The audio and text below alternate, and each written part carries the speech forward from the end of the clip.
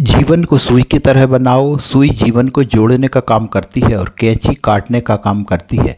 कैंची दो हिस्से का काम करती है, तो अलग अलग करने का कार्य मत करो, पृथक करने का कार्य मत करो, एक करने का कार्य करो। जीवन को सुई धागे की तरह बनाओ।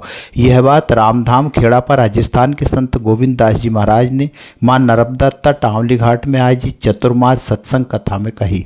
उन्होंने सुई और धागे का उदाहरण देते हुए संबंधों को जोड़ने के साथ एक दूसरे को जोड़ने की बात कही है। उन्होंने कहा कि अपना जीवन सुई धागे का उदाहरण लेगा, सुई धागे की तरह हमारा जीवन होगा तो जीवन किसी न किसी बात को जोड़ने का कार्य करेगा। समाज में भी किसी बिगड़ी हुई स्थिति को समेटने का, जोड़ने का, एक करने का काम करेगा। नहीं तो कैंची तो दुनिया भर के लोगों के जवान में है।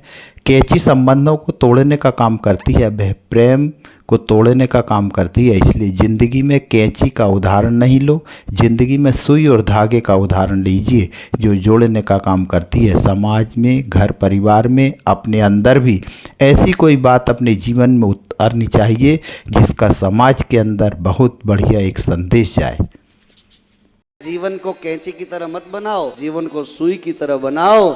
सुई जोड़ने का काम करती है और कैंची दो हिस्से करने का काम करती है। तो अलग अलग करने का कार्य मत करो, पृथक करने का कार्य मत करो, एक करने का कार्य करो। जीवन को सुई धागे की तरह बनाओ। अपना जीवन सुई धागे का उदाहरण लेगा, सुई धागे की तरह हमारा जीवन होगा तो वह जीवन किसी न किसी बात को जोड़ने का कार्य करेगा। समाज में भी किसी बिगड़ी हुई स्थिति को समेटने का, जोड़ने का, एक करने का काम करेगा। नहीं तो कैंची तो दुनिया भर के लोगों के जबान में है। वह कैंची तो लोगों के संबंधों को तोड़ने का काम करती है, वो प्रेम को तोड़ने का काम करती है। इसलिए जिंदगी में कैंची का उदाहरण मत लो, जिंदगी में उदाहरण लेना है तो सुई और धागे का उदाहरण लीजिए, वह जोड़ने का काम करती है। समाज में, घर में, परिवार में, अपने भीतर भी, अपने अंदर भी ऐसा उदाहरण, ऐसी बात, ऐसा निर्देश, ऐसी कोई बात अपने जीवन में उतरनी चाहिए जिसका समाज के अंदर बहुत बढ़िया एक संदेश जावे।